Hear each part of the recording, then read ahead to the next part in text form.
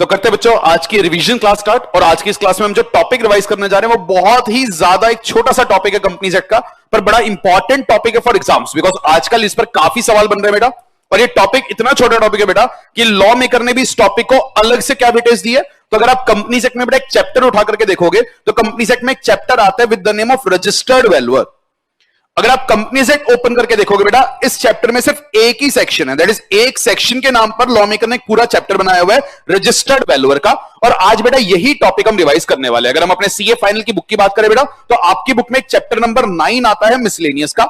उसके अंदर आपके छोटे छोटे बहुत सारे टॉपिक्स गिवन है, उसमें से one of the topics is registered valuer. तो आज बेटा यही चैप्टर हम रिवाइज करने जा रहे हैं। इस चैप्टर का बेसिकली बेटा कॉन्सेप्ट क्या कहता है, तो बेटा जब तक ये चैप्टर नोटिफाई नहीं हुआ था तब तक बेटा कंपनीज एक्ट में हमें किसी भी चीज की अगर वैल्यूएशन करवानी होती थी ना, वैल्यूएशन हम किसी से भी करवा लेते थे, सीए से, किसी और वैल्यूअर से। तो लॉ के अंदर कुछ भी प्रिस्क्राइब्ड मेथोडोलॉजी नहीं थी और उसमें बेटा मैनिपुलेशन बहुत ज्यादा होते थे। दैट इज क्योंकि हम किसी से भी वैल्यूएशन करवा रहे थे तो वहां पर मैनिपुलेशन के चांसेस बहुत बढ़ गए थे। और वैल्यूअर्स को रेगुलेट करने के लिए हमारे देश में कोई अथॉरिटी नहीं थी कि अगर कोई वैल्यूअर यहां पर घपला कर रहा है, प्रॉपर वैल्यूएशन बनाकर नहीं दे रहा, उनका कोई प्रोफेशनल रेगुलेशन नहीं हमारे देश में हुआ करता था। तो उसी इंटेंशन से बेटा कंपनीज एक्ट में आया सेक्शन 247 और उसने कहा आज के बाद बेटा किसी भी कंपनी में अगर किसी को भी वैल्यूएशन करवाना है कंपनीज के रिस्पेक्ट में बेटा वैल्यूएशन सिर्फ कौन कर पाएगा, सिर्फ और सिर्फ एक registered valuer.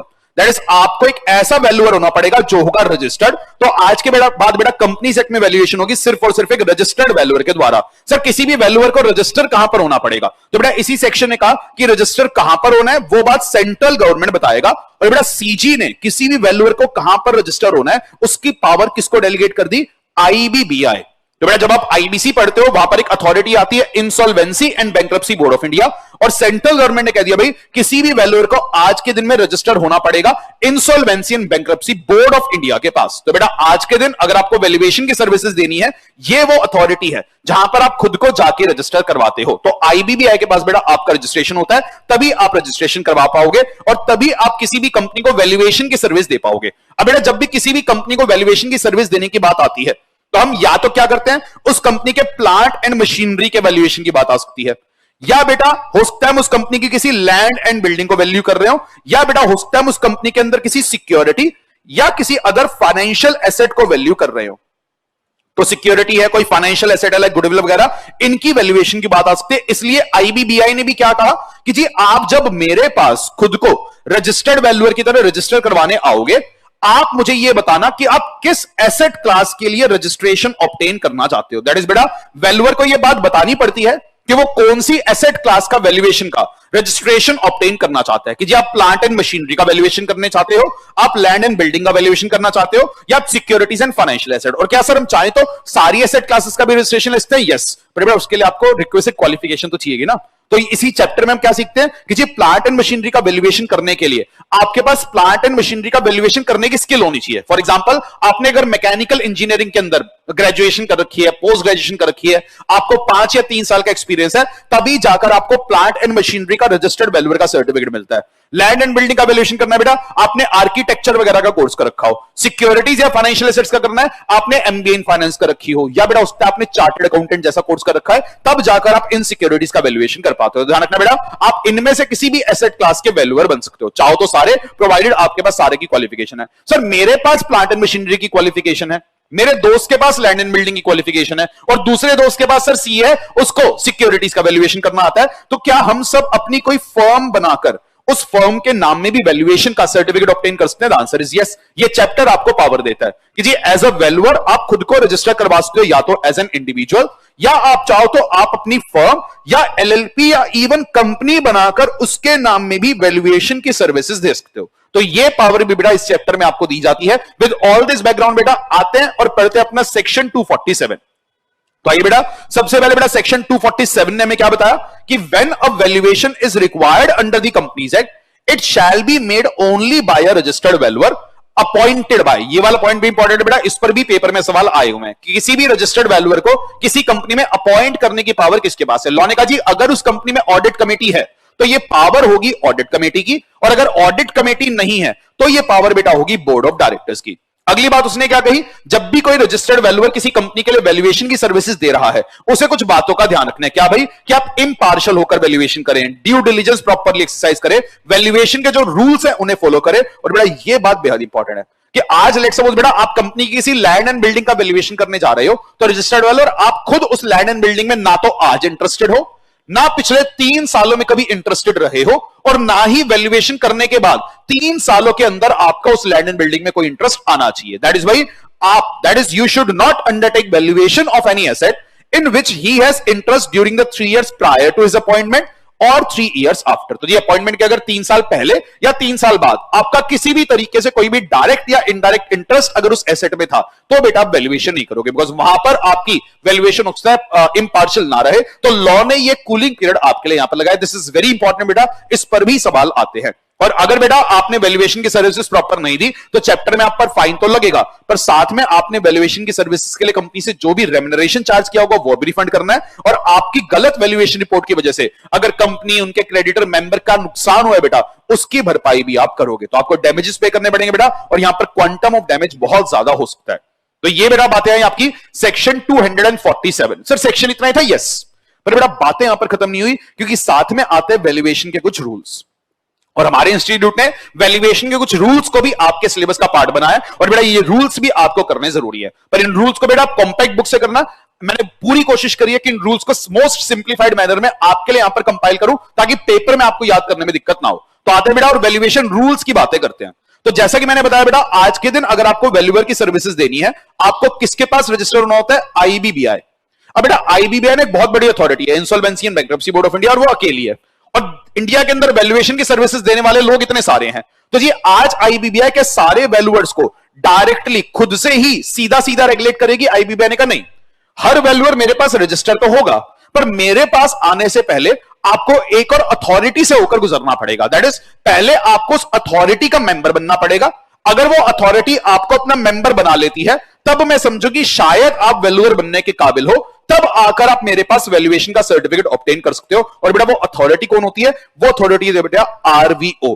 That is, IBBI ने कहा है जी इंडिया में मैं कुछ एंटिटीज को आरवीओ का लाइसेंस दूंगी। What is RVO? Registered valuer organisation. That is, आज कुछ एंटिटीज को बेटा आरवीओ का लाइसेंस मिलता है, और आरवीओ का काम क्या होता है? इंडिया में अलग अलग लोगों को ढूंढना, उन्हें ट्रेन करना, उनके टेस्ट लेना और चेक करना वो रजिस्टर्ड वैल्यूअर बनने लायक है या नहीं। और बेटा अगर वो वैल्यूअर बनने लायक होते हैं तो आरवीओ पहले उन्हें अपना मेंबर बनाएगी। और इसी चैप्टर में बेटा हम एक बात क्या सीखेंगे कि रजिस्टर्ड वैल्यूअर बनने की one of the eligibility criteria क्या है, कि जब आप आईबीबीआई के पास जाने से पहले एक एलिजिबिलिटी क्राइटेरिया ये मीट करिएगा कि आप किसी ना किसी आरवीओ के क्या हो? मेंबर। तो बिना आरवीओ का मेंबर बने मैं आईबीबीआई के पास खुद को रजिस्टर नहीं करा सकता। तो बेटा अगर आज मुझे रजिस्टर्ड वैल्यूअर बनना है, पहले मैं किसी आरवीओ का मेंबर बनूंगा, तो जो भी आरवीओ के अपने टेस्ट प्रोसीजर होते होंगे उन्हें फुलफिल करके मैं आरवीओ का मेंबर बनता हूं। उसके बाद जाकर बेटा मैं आईबीबीआई के पास जाता हूं, आईबीबीआई भी मेरा एक टेस्ट कंडक्ट करेगी। अगर वो टेस्ट मैंने क्लियर कर दिया, एलिजिबिलिटी क्राइटेरिया मीट करा, मैं कुछ फॉर्म्स में अप्लाई करूंगा, और फिर आईबीबीआई भी मुझे अपने पास एज अ रजिस्टर्ड वैल्यूअर वहां पर रजिस्टर कर देती है। तो ये बेटा बेसिक प्रोसीजर रहता है आज के दिन में रजिस्टर्ड वैल्यूअर बनने का, कि पहले आप एक आरवीओ के मेंबर बने और फिर जाकर के आप आईबीबीआई के मेंबर बनते हैं। सर आरवीओ का कोई एग्जांपल? तो बेटा हमारे देश में बहुत सारी आरवीओज है। One of the very famous example is ICAI RVO. That is बेटा जो हमारा इंस्टीट्यूट है, Institute of Chartered Accountants of India, उन्होंने भी अपनी अलग से एक सेक्शन 8 कंपनी ओपन करी हुई है with the name of ICAI RVO. और बेटा एज अ सीए हम चाहें तो हम आईसीएआई वाली आरवीओ के भी मेंबर बन सकते हैं। लाइकवाइज बेटा जो आईसीएसआई है उनकी भी एक रजिस्टर्ड वैल्यूअर ऑर्गेनाइजेशन है, आईसीएमआई और बहुत सारी। मैंने आपको क्लासेस में आईबीबीआई की वेबसाइट पर जाकर ये सारी डिटेल्स दिखाई थी, आप भी आईबीबीआई की वेबसाइट पर जाकर चेक कर सकते हो बेटा। वहां पर आपको सारे आरवीओस के लिस्ट एज वेल एज सारे रजिस्टर्ड वैल्यूअर्स की लिस्ट भी मिल जाती है। तो बेटा आप अगर चार्टर्ड अकाउंटेंट हो, क्या आप आईसीएआई आरवीओ के मेंबर बन सकते हो? यस। क्या सर हम चाहे तो हम आईसीएसआई आरवीओ के भी मेंबर बन सकते हैं? यस, वो हमारी चॉइस है। तो हमारी चॉइस है जी हम किस आरवीओ को चुनना चाहते हैं, और उस आरवीओ के बेटा मेंबर बनने के बाद फिर हम जाकर आईबीबीआई के पास करते हैं अप्लाई, प्रोवाइडेड हम वो क्राइटेरिया मीट करें। तो सबसे पहली बात बेटा रूल्स की यही सीख लेते हैं कि आज आरवीओ किसी भी एंटिटी को बनने के लिए क्या करना पड़ेगा। लॉ ने बेटा सिंपल सी बात बोली कि किसी भी एंटिटी को अगर आरवीओ का लाइसेंस चाहिए या आरवीओ बनना है, उसे एक सेक्शन 8 कंपनी की तरह होना पड़ता है, इनकॉर्पोरेट, और एक वेल्वर ऑर्गेनाइजेशन जैसा काम करना पड़ेगा कि वो अपने मेंबर्स को टाइम टू टाइम ट्रेन करे, एजुकेशन दे, एजुकेशन कोर्सेज कंडक्ट करे, टेस्ट कंडक्ट करे। यही सारे ICAI भी काम करता है। इसलिए उन्होंने क्या कहा जी, an organisation that meets the criteria under sub rule 2 may be recognized as RVO if it has been registered as a Section 8 company, या बेटा वो कोई प्रोफेशनल इंस्टीट्यूट है। और बाई चांस बेटा कोई एंटिटी Section 8 कंपनी की तरह तो इनकॉर्पोरेटेड नहीं है, वो सोसाइटी या ट्रस्ट की तरह इनकॉर्पोरेटेड थी, तो उसे भी RVO का लाइसेंस मिल तो जाएगा, पर उसे अगले 1 साल में खुद को Section 8 कंपनी में करना पड़ेगा कन्वर्ट। ये वाली बात बेटा यहां पर बेहद इंपॉर्टेंट है। और सब रूल 2 का क्राइटेरिया क्या कहता है भाई, आप एक ऐसे इंस्टीट्यूट हो जो एजुकेशनल कोर्स कंडक्ट करते हो, लोगों को मेंबरशिप प्रोवाइड करते हो, ट्रेनिंग देते हो, आपका अपना एक कोड ऑफ कंडक्ट है, मेंबर्स को कंटिन्यूअस एजुकेशन प्रोवाइड करोगे, मेंबर्स के काम पर ध्यान रखोगे और मेंबर्स की ग्रीवेंसेस को एड्रेस करोगे। अगर आप ये सारा काम करने में सक्षम हो तो बेटा आपको RVO का लाइसेंस मिल जाता है, आप RVO की तरह हो जाते हैं रजिस्टर। तो इस तरीके से बेटा रजिस्टर्ड वेल्वर ऑर्गेनाइजेशन पिक्चर में आती है और ICAI RVO इसका परफेक्ट एग्जांपल है। इसके बाद बेटा अब मुझे अगर रजिस्टर्ड वैल्यूअर बनना है तो मुझे क्या करना पड़ेगा, मुझे इस RVO का मेंबर होना मैंडेटरी है, बिकॉज मुझे रजिस्टर्ड वैल्यूअर बनने के लिए बेटा रूल 3 का ये एलिजिबिलिटी क्राइटेरिया मीट करना होता है। And this is very important, rules में से इस पर बहुत सारे सवाल आते हैं। तो बेटा रूल 3 का एलिजिबिलिटी क्राइटेरिया क्या कहता है, तो बेटा यहां पर जो एलिजिबिलिटी क्राइटेरिया है वो फर्म्स एंड कंपनीज का अलग है, कि आज अगर मैं फर्म या कंपनी बनाकर रजिस्टर्ड वैल्यूअर की सर्विस देना चाहता हूं तो बेटा उसका क्राइटेरिया अलग है, और अगर मैं इंडिविजुअल नेम में रजिस्टर्ड वैल्यूअर की सर्विस देना चाहता हूं तो उसका क्राइटेरिया अलग है। सबसे पहले बेटा इंडिविजुअल की बात करते हैं कि आज अगर एज एन इंडिविजुअल मैं चाहता हूं जी कि मेरे को रजिस्टर्ड वैल्यूअर का सर्टिफिकेट मिल जाए और मैं IBBI के पास जाकर खुद को रजिस्टर कराना चाहता हूं, तो मेरे लिए एलिजिबिलिटी क्राइटेरिया क्या है। सबसे पहली बात बेटा, इस पॉइंट को मैंने 3 कैटेगरीज में किया है डिवाइड, आप भी इन पॉइंटर्स को 3 कैटेगरी के हिसाब से पढ़ना। सबसे पहली बात, आप माइनर नहीं होने चाहिए, आप अनसाउंड माइंड के ना हो, आप अनडिस्चार्ज बैंकरप्ट ना हो। मतलब किसी ने या सपोज किसी क्रेडिटर ने आपके अगेंस्ट बैंकरप्सी का केस फाइल किया, कोर्ट में आपका केस अभी एडमिट हो गया और कोर्ट में आपका केस चल रहा है और कोर्ट ने अभी तक आपको डिस्चार्ज नहीं किया, तो बेटा ऐसे लोगों को हम कहते हैं अनडिस्चार्ज बैंकरप्ट, तो उनको हम रजिस्टर्ड वैल्यूअर नहीं मानेंगे।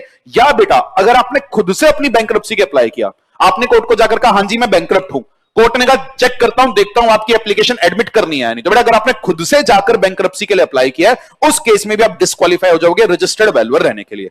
या बेटा आप क्या है, आपको होना पड़ेगा एक पर्सन रेजिडेंट इन इंडिया। तो एलिजिबिलिटी क्राइटेरिया क्या कह रहा है, माइनर मत होना, अनसाउंड माइंड का मत होना, अनडिस्चार्ज बैंकरप्ट या बैंकरप्ट मत होना, और आपका रेजिडेंट होना जरूरी है। साथ में बेटा आपको यहां पर होना पड़ता है fit and proper person. Fit and proper person में दिया गया पर्सन ऑफ इंटीग्रिटी हो, एक्सपर्टीज हो, तो उन्हें हम फिट एंड प्रॉपर पर्सन मानते हैं। तो यह है बेटा पहला कैटेगरी। दूसरा कैटेगरी आता है बेटा कन्विक्शन का, कि आपको बेटा कभी भी दोषी ना पाया गया हो किसी भी ऑफेंस के लिए, और उसके अंदर बेटा अगर आपको 6 महीने से ज्यादा की जेल हुई, या बेटा आपको मॉरल टर्पिट्यूड के ऑफेंस के लिए दोषी पाया गया, चाहे जेल कितने भी टाइम की हुई हो, तो आप पर लग जाएगा 5 साल का बैन। तो अगर किसी भी ऑफेंस के लिए 6 महीने से ज्यादा की सजा हुई है या मॉरल टर्पिट्यूड के ऑफेंस की सजा हुई है तो 5 साल का बैन आप पर लगेगा। और गलती से बेटा किसी भी ऑफेंस के लिए अगर आपको 7 साल या उससे ज्यादा की सजा हो गई तो बेटा इस केस में आपको रजिस्टर्ड वैल्यूअर बनने के लिए एक और जन्म लगेगा। इस जन्म में तो नहीं बन पाओगे, क्योंकि लाइफ टाइम के लिए आप रजिस्टर्ड वैल्यूअर बनने के लिए डिस्क्वालीफाइड हो। या बेटा अगर आपको इनकम टैक्स एक्ट के सेक्शन 271J में कन्विक्ट किया गया, दैट इज आपने इनकम टैक्स में कोई वैल्यूएशन रिपोर्ट वगैरह बनाकर दी थी और झूठी रिपोर्ट आपने इनकम टैक्स में दी थी, और इनकम टैक्स में बेटा आपको इस सेक्शन में अगर कन्विक्ट किया गया तो अगेन 5 साल का बैन आप पर लग जाता है। तो बेटा पहले क्राइटेरिया है आपके माइनर, अनसाउंड माइंड, रेजिडेंट के, दूसरे क्राइटेरिया आया कन्विक्शन का, और तीसरा क्राइटेरिया किसी भी इंडिविजुअल के क्या आया, सबसे पहला पॉइंट कि जी रजिस्टर्ड वैल्यूअर बनने के लिए पहले आपको किसी RVO का मेंबर बनना पड़ेगा। तो मुझे जाकर बेटा पहले खुद को ICAI RVO के पास रजिस्टर करवाना है, और वही RVO आगे मेरा रिकमेंडेशन भेजेगी IBBI के पास। दैट इज RVO कहेगी जी हां जी ये हमारे वैल्यूअर हैं, हमारे पास ऐसा मेंबर रजिस्टर्ड है और हमारे हिसाब से इनको रजिस्टर्ड वैल्यूअर का सर्टिफिकेट मिल सकता है। तो बेटा ये क्राइटेरिया बड़ा इंपॉर्टेंट है। अगली बात बेटा, जो IBBI वैल्यूएशन का एग्जाम कंडक्ट करेगी वो एग्जाम मैंने पिछले 3 सालों में कभी पास किया हो, और साथ में बेटा मेरे पास रूल 4 की एक क्वालिफिकेशन होनी चाहिए। और रूल 4 की क्वालिफिकेशन क्या कहती है अभी, कि अगर आपने पोस्ट ग्रेजुएशन डिग्री ले रखी है रेलिवेंट फील्ड में, यहां पर बेटा फील्ड्स भी डिफाइंड है कि अगर प्लांट एंड मशीनरी का करना है मैकेनिकल इंजीनियरिंग में, लैंड एंड बिल्डिंग का करना है आर्किटेक्चर में, सिक्योरिटीज का आपको वैल्यूएशन करना है तो CA MBA फाइनेंस जैसा कोर्स। तो अगर आपने कोई पोस्ट ग्रेजुएशन डिग्री कर रखी है, for example masters in finance आपने कर रखा है, MBA कर रखा है, तो ऐसे केस में बेटा 3 साल का एक्सपीरियंस भी अगर आपको है रजिस्टर्ड वैल्यूअर का सर्टिफिकेट आपको मिल जाएगा। अगर बेटा आपने मास्टर्स कोर्स नहीं किया था, सिर्फ बैचलर्स डिग्री एक्वायर करी, तो 5 साल का एक्सपीरियंस होना चाहिए। और अगर आप बेटा किसी प्रोफेशनल इंस्टीट्यूट के मेंबर हो, फॉर एग्जांपल चार्टर्ड अकाउंटेंट, तो ऐसे केस में 3 साल का भी अगर आपको एक्सपीरियंस है तो आप यहां पर एलिजिबल कहला जाओगे। तो ये आई बेटा इंडिविजुअल्स की एलिजिबिलिटी क्राइटेरिया। तो पहला क्राइटेरिया बेटा वही minor unsound mind bankrupt resident वाला आया, दूसरा कन्विक्शन वाला आया, और तीसरा आरवीओ के मेंबर हो, आरवीओ ने आपको रिकमेंड किया हो, 3 साल में एग्जाम पास किया हो, और रूल 4 का ये एलिजिबिलिटी क्राइटेरिया आप मीट करते हो। और अगर बेटा आप इंडिविजुअल नेम में नहीं, आप अपनी फर्म, एलएलपी या कंपनी के नाम में आरवीओ या सॉरी रजिस्टर्ड वैल्यूअर का सर्टिफिकेट लेना चाहते हो, तो बेटा फर्म और कंपनी के लिए एडिशनल एलिजिबिलिटी क्राइटेरिया क्या कह रहे हैं जी? कोई भी फर्म और कंपनी कब एलिजिबल नहीं होगी, ध्यान रखना, नॉट एलिजिबल है। तो फर्म और कंपनी एलिजिबल नहीं है अगर आपने उस फर्म या कंपनी को ये प्रोफेशनल सर्विस देने के अलावा किसी काम के लिए एस्टेब्लिश कर रखा है। फॉर एग्जांपल बेटा आपने कंपनी के ऑब्जेक्ट क्लॉज में लिख दिया कंपनी मैन्युफैक्चरिंग भी करेगी, ट्रेडिंग भी करेगी, ऐसी कंपनी या फर्म को हम रजिस्टर्ड वैल्यूअर का सर्टिफिकेट नहीं दे सकते। या बेटा आपकी कंपनी अगर सब्सिडरी जेवी एसोसिएट है, फॉर एग्जांपल आज रिलायंस ने बेटा अपनी सब्सिडरी खोल दी और सब्सिडरी के थ्रू वो रजिस्टर्ड वैल्यू का सर्टिफिकेट लेना चाह रही है, नॉट पॉसिबल। तो किसी भी सब्सिडरी, जॉइंट वेंचर या एसोसिएट कंपनी को रजिस्टर्ड वैल्यू का रिकॉग्निशन नहीं मिलेगा। अगला बेटा अनडिस्चार्ज बैंकरप्ट है या अंडरगोइंग इंसॉल्वेंसी रिजोल्यूशन है, तो जी या तो आपका बैंकरप्सी का केस चल रहा है या आप आईबीसी में अभी इंसॉल्वेंसी रिजोल्यूशन के अंदर हो, तो ऐसे केस में भी बेटा आपको रजिस्टर्ड वैल्यूअर का सर्टिफिकेट नहीं मिलेगा। इस पॉइंट को छोड़ते बेटा अगले पॉइंट पर आऊंगा। अगले पॉइंट ने क्या कहा? नन ऑफ इट्स पार्टनर और director is a registered valuer for the required asset class. Partner word बेटा इस्तेमाल हुआ है अगर आपने फर्म या एलएलपी बनाई, डायरेक्टर वर्ड इस्तेमाल हुआ है अगर आपने कंपनी बनाई। तो बेटा अगर लेट्स सपोज आज मैं अपनी पार्टनरशिप फर्म के नाम में जाकर कह रहा हूं कि आईबी में मुझे ना रजिस्टर्ड वैल्यूअर का सर्टिफिकेट दे दो और मैं plant and machinery, land and building और सिक्योरिटीज तीनों का रजिस्टर्ड वैल्यूअर बनना चाहता हूं। आईबीबी ने कहा जी प्लांट एंड मशीनरी के लिए आपके पास एक मैकेनिकल इंजीनियर वाले पार्टनर है, चलेगा। सिक्योरिटीज के लिए आपके सीए वाले पार्टनर चलेगा, पर लैंड एंड बिल्डिंग का वैल्यूएशन करने के लिए आपके पास आर्किटेक्चर या इस एक्सपीरियंस वाले पार्टनर है ही नहीं। तो बेटा अगर मेरे पास रिक्वायर्ड एसेट क्लास के रिक्विजिट पार्टनर नहीं है या डायरेक्टर नहीं है, ऐसे केस में उस एसेट क्लास में मुझे रजिस्टर्ड वैल्यूअर का सर्टिफिकेट नहीं मिल सकता। और बेटा अगले पॉइंट ने क्या कहा कि जो भी उस एलएलपी फर्म या कंपनी के पार्टनर्स एंड डायरेक्टर है, उन सारे पार्टनर्स एंड डायरेक्टर को ये नीचे इंडिविजुअल का जो एलिजिबिलिटी क्राइटेरिया है ये मीट करना पड़ेगा। दैट इज हर पार्टनर और हर डायरेक्टर ये क्राइटेरिया मीट करता हो तभी जाकर वो ऐसी कंपनियां फर्म बनाकर उसके नाम में रजिस्टर्ड वैल्यूअर का सर्टिफिकेट ऑब्टेन कर सकते हैं। और फाइनली बेटा एक पॉइंट यहां पर लॉ ने बनाया, ये बड़ा कंफ्यूजिंग सा पॉइंट है, पेपर के लिए मैं कहूंगा इस बात को ऐसे ही पढ़ लेना। इसने क्या कहा? 3 और ऑल पार्टनर और director whichever is lower are not registered valuer. That is firm या कंपनी आप कब इन एलिजिबल हो जाओगे? अगर 3 या all partner whichever is lower. अब बेटा इस पॉइंट को कैसे पढ़ूं? अगर फर्म या कंपनी में एक पार्टनर तो होगा नहीं क्योंकि अकेले से तो बनेगी। तो लेट्स सपोज बेटा आज 2 लोगों ने मिलकर एक पार्टनरशिप फर्म बनाई, तो इसने क्या कहा? 3 या all partner whichever is lower. तो बेटा यहां पर लोअर कितना है? 2। तो इसने कहा बेटा अगर ये दोनों लोग रजिस्टर्ड वैल्यूअर ही नहीं है तो आपकी फर्म को रजिस्टर्ड वैल्यूअर का सर्टिफिकेट नहीं मिल सकता। इस बात को अगर इनडायरेक्टली बोलूं तो मैं कैसे बोल सकता हूं? अगर बेटा यहां पर एक भी पार्टनर रजिस्टर्ड वैल्यूअर है, सर्टिफिकेट मिल जाएगा। अगर बेटा हमने 3 पार्टनर के साथ फर्म बनाई, इस पॉइंट ने क्या कहा? 3 या all partner whichever is lower. तो लोअर आया बेटा 3।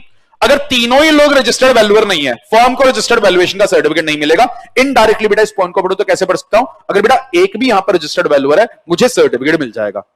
लेट्स सपोज बेटा 4 लोगों ने मिलकर फर्म बनाई, तो 3 और all partner whichever is lower. That is अगर इस फर्म में बेटा 3 लोग रजिस्टर्ड वैल्यूअर नहीं है तो ये एलिजिबल नहीं है। मतलब यहां पर अगर 2 लोग भी रजिस्टर्ड वैल्यूअर हुए तो ऐसे केस में मुझे रजिस्टर्ड वैल्यूअर का सर्टिफिकेट मिल जाएगा। तो बड़ा ही कंफ्यूजिंग सा ये पॉइंट है कि 3 और all partner whichever is lower are not registered valuer. ऐसे केस में बेटा फर्म या कंपनी को रजिस्टर्ड वैल्यूअर का सर्टिफिकेट नहीं मिलता। आई होप बेटा ये रूल 3 का एलिजिबिलिटी क्राइटेरिया आपको समझ में आया होगा। अगर आप ये एलिजिबिलिटी क्राइटेरिया मीट करते हो तब फिर आप आईबीबीआई का वैल्यूएशन एग्जाम क्लियर करना, और वो एग्जाम क्लियर करने के बाद अगर आप इंडिविजुअल नेम में रजिस्टर्ड वैल्यूअर का सर्टिफिकेट पाना चाहते हो तो बेटा आप फॉर्म ए में अप्लाई करते हो, फर्म और कंपनी के नाम में पाना चाहते हो आप फॉर्म बी में अप्लाई करते हो, और जो भी एडिशनल डॉक्यूमेंट्स अगर आईबीबीआई ने आपसे मांगे तो आप 21 दिन में सबमिट करोगे। जैसे ही आप आईबीबीआई के पास ये एप्लीकेशन लेकर जाओगे, आईबीबीआई 60 दिन में आपकी एप्लीकेशन को अप्रूव कर देगी। बाई चांस आईबीबीआई ने आपसे एडिशनल डॉक्यूमेंट्स मंगवाए थे तो 60 दिन में वो 21 दिन के टाइमलाइन को हम ऐड कर देंगे और उसके बाद हम देखेंगे 60 दिन में आईबीबीआई हमारा सर्टिफिकेट हमें दे देती है। पर ध्यान रखना बेटा, आईबीबीआई के पास जब ये सर्टिफिकेट लेने जाओगे, एक और इंपॉर्टेंट बात क्या है कि जी आईबीबीआई आपको रजिस्टर करने से पहले ये कुछ पॉइंट्स और ध्यान में रखेगा। दैट इज आप एलिजिबल तो हो, आपने अपनी एलिजिबिलिटी तो साबित कर दी, पर साथ में बेटा ये कुछ और बातें हैं जो आपको कंप्लाई करनी है। That is conditions for registration.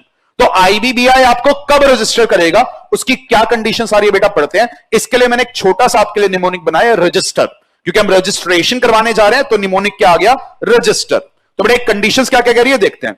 सबसे पहले बेटा आर ने क्या कहा कि आप पीछे दिए गए रूल 3 और 4 के एलिजिबिलिटी क्राइटेरिया को मीट करते हो तभी रजिस्टर हो पाओगे। बिल्कुल जी।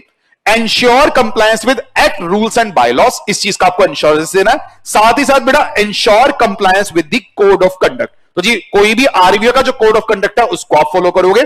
अगली बात बेटा ग्रीवियंस रिड्रेसल्स के लिए आपने स्टेप लिए हो। अगली बात बेटा अगर आप अपनी मेंबरशिप या मेंबर को शिफ्ट करना चाह रहे हो तो पहले आप आईबीबीआई से परमिशन लोगे। अगर आपने प्लांट एंड मशीनरी वाले एसेट क्लास का वैल्यूएशन सर्टिफिकेट लिया है, किसी दूसरे एसेट क्लास का वैल्यूएशन नहीं करोगे। और बेटा रिकॉर्ड मेंटेन करोगे आप 3 सालों के लिए। तो आपने कोई भी वैल्यूएशन असाइनमेंट अगर किया है उसके रिकॉर्ड आप 3 साल तक संभाल कर रखोगे। और बेटा फर्म और कंपनी के लिए ये कुछ further additional condition of registration आ रही है, इसको बेटा पढ़ लेना। मुझे नहीं लगता बहुत ज्यादा पेपर के लिए इंपॉर्टेंट है, पेपर के लिए रूल 3 और 4 की बातें ही ज्यादा आज तक पूछी गई हैं, उसमें आपका काम चल जाना चाहिए। अगले पॉइंट ने क्या कहा बेटा, जब भी कोई वैल्यूअर किसी भी कंपनी का वैल्यूएशन कर रहा है बेटा, ऐसे केस में उसको कुछ वैल्यूएशन स्टैंडर्ड्स फॉलो करने पड़ेंगे। सर ये वैल्यूएशन स्टैंडर्ड्स कौन बनाएगा, तो बेटा ये वैल्यूएशन स्टैंडर्ड बनाती है आपकी अपनी आरवीओ। तो आप जिस भी आरवीओ के मेंबर हो, वो आरवीओ के पास पावर होती है कि वो वैल्यूएशन स्टैंडर्ड बना सकती है। फॉर एग्जांपल बेटा अगर आप आईसीएआई आरवीओ के मेंबर बनते हो तो हमारे इंस्टीट्यूट ने कुछ वैल्यूएशन स्टैंडर्ड्स बनाए हुए हैं, वो वैल्यूएशन स्टैंडर्ड्स के हिसाब से ही आपको वैल्यूएशन करनी होगी। लेट्स सपोज सर आज मैं किसी कंपनी के शेयर्स का वैल्यूएशन करने जा रहा हूं क्योंकि मैं सिक्योरिटीज का वैल्यूएशन करने के लिए नॉलेज रखता हूं, एलिजिबल हूं। पर उस कंपनी के शेयर्स का वैल्यूएशन जब करने गया बेटा, उस कंपनी की बैलेंस शीट में प्लांट एंड मशीनरी और लैंड एंड बिल्डिंग आ रहा था। अब शेयर की वैल्यू पर अराइव होने के लिए मुझे प्लांट एंड मशीनरी और लैंड एंड बिल्डिंग की वैल्यू पता होनी चाहिए। तो सर क्या एज अ रजिस्टर्ड वैल्यूअर मैं उन एसेट क्लास की वैल्यूएशन करवाने के लिए किसी और रजिस्टर्ड वैल्यूअर की मदद ले सकता हूं? लॉ कहता है यस, पर लॉ ने कहा जी उनकी मदद लेते समय ड्यू डिलिजेंस खुद करना। मतलब कल को अगर आपकी शेयर की वैल्यूएशन गलत निकली, आप उनके ऊपर सारी जिम्मेवारी डालकर बच नहीं पाओगे, उसकी जिम्मेवारी आपकी खुद रहेगी। ये बात बेटा इस पॉइंट ने बोली। और अगले पॉइंट ने कहा valuer shall state in his report the stated prescribed point. तो लॉ ने कुछ प्रिस्क्राइब्ड पॉइंट बताया बेटा, रिपोर्ट कैसे बनाओगे, कि आपने कौन सा मेथड ऑफ वैल्यूएशन फॉलो किया, क्या आपने फोरकास्ट लिए, क्या आपकी प्रिजम्पशंस थी, वो बातें बेटा रिपोर्ट में बताई जाती हैं। अगला बेटा लास्ट पॉइंट आया कि अगर कोई भी रजिस्टर्ड वैल्यूअर चाहे तो वो अपना सर्टिफिकेट टेम्परेरीली सरेंडर कर सकता है। आप आरबीओ को ये बात कहना, आरबीओ आईबीबीआई को इन्फॉर्म करेगी और विद इन 7 डेज आपका सर्टिफिकेट सरेंडर मान लिया जाएगा। And this is all about आपका registered valuer. From the examination standpoint बेटा सेक्शन 247 बहुत इंपॉर्टेंट है, उसमें जो 3 साल के कूलिंग पीरियड की बात थी वो बहुत इंपॉर्टेंट है। रूल 3 का ये एलिजिबिलिटी क्राइटेरिया बहुत इंपॉर्टेंट है। इन्हीं पर आज तक पेपर में सबसे ज्यादा सवाल बने हैं। विद दिस बेटा हमारा ये एक छोटा सा टॉपिक था जो यहां पर समाप्त हुआ।